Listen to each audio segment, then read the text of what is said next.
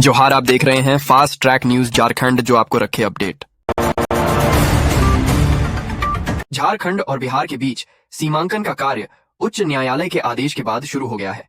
यह सीमांकन साहिबगंज जिले में हो रहा है, जिसका उद्देश्य दोनों राज्यों के बीच की सीमा को स्पष्ट रूप से निर्धारित करना है। सीमांकन से संबंधित मुद्दों को हल करने और सीमा पर स्पष्टता लाने में मदद मिलेगी। इससे दोनों राज्यों के निवासियों को सुविधा होगी। झारखंड में उत्तर पश्चिमी हवाओं का प्रभाव बढ़ने से तापमान में गिरावट दर्ज की जाएगी। मौसम विभाग के अनुसार तापमान में 2 डिग्री सेल्सियस तक की गिरावट आ सकती है, जिससे ठंड बढ़ने की संभावना है। लोगों को सतर्क रहने की सलाह दी गई है। पाकुड़ के आनंद कुमार भगत झारखंड के बेस्ट प्रिंसिपल चुने गए हैं। उन्हें राष्ट्रीय स्तर पर सम्मानित किया जाएगा। आनंद कुमार भगत को शिक्षा के क्षेत्र में उत्कृष्ट योगदान के लिए यह पुरस्कार दिया जा रहा है। उनके समर्पण और प्रयासों से पाकुड़ जिले में शिक्षा के स्तर में सुधार हुआ है। धनबाद में कार्बन मोनोऑक्साइड गैस रिसाव की घटना सामने आई है। कार्बन मोनोऑक्साइड को साइलेंट किलर माना जाता है, क्योंकि 50 ppm की मात्रा भी खून का थक्का जमा सकती है। ये गैस रंगहीन और गंधहीन होती है, जिससे इसका पता लगाना मुश्किल हो जाता है और ये जानलेवा साबित हो सकती है। प्रशासन द्वारा घटना की जांच की जा रही है और लोगों को सतर्क रहने की सलाह दी गई है। झारखंड सरकार किसानों के कल्याण के लिए कई योजनाएं चला रही है। मुख्यमंत्री हेमंत सोरेन ने इन योजनाओं की जानकारी देते हुए बताया कि सरकार किसानों को सशक्त बनाने और कृषि को बढ़ावा देने के लिए प्रतिबद्ध है। उन्होंने किसानों से योजनाओं का लाभ उठाने की अपील की, ताकि उनकी आय में वृद्धि हो सके और वे आत्मनिर्भर बन सकें। सरकार कृषि क्षेत्र में विकास के लिए निरंतर प्रयासरत है।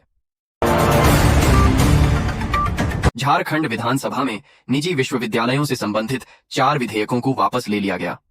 इसके अतिरिक्त सदन ने पर्यटन विकास से संबंधित एक विधेयक को पारित किया।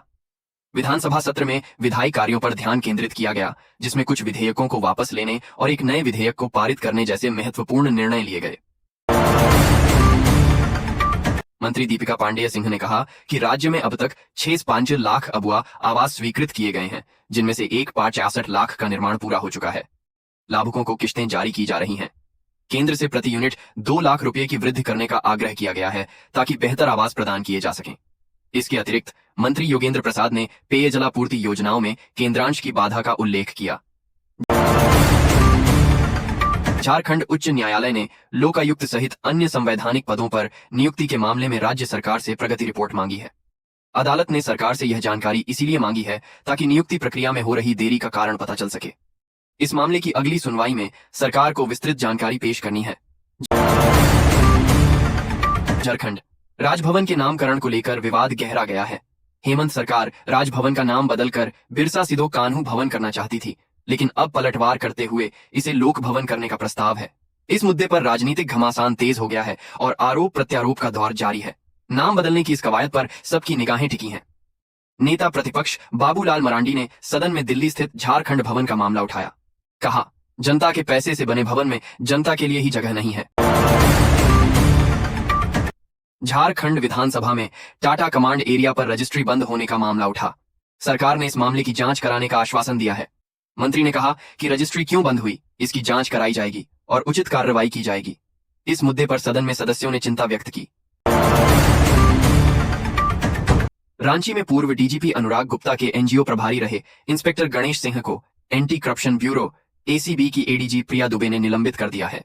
गणेश सिंह का स्थानांतरण एसीबी हजारीबाग में किया गया था, लेकिन योगदान नहीं देने के कारण यह कार्रवाई हुई। एसीबी धनबाद की टीम ने उनके खिलाफ भ्रष्टाचार के आरोपों की पुष्टि की, जिसके बाद पीई दर्ज करने की तैयारी है।